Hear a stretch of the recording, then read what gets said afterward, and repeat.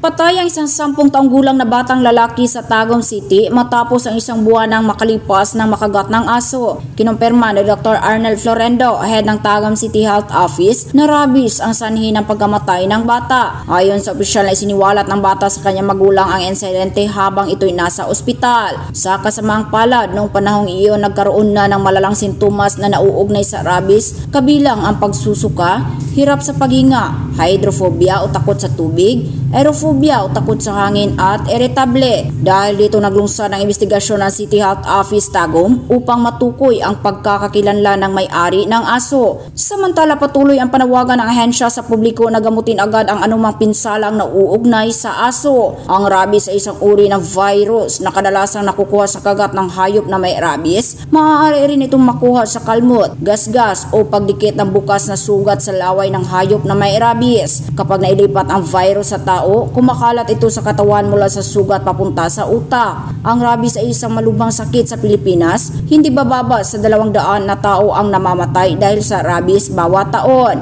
Batay sa pag-aaral ng World Health Organization, 99% ng rabies ay nakukuha sa kagat ng aso. Ang mga taong may rabies ay halos palaging namamatay kung hindi mabigyan ng gamot bago magkaroon ng sintomas. Mula dito sa Davao del Norte, Judith Naparan Chavez para sa Radyo Alternatibo Balita Nationwide.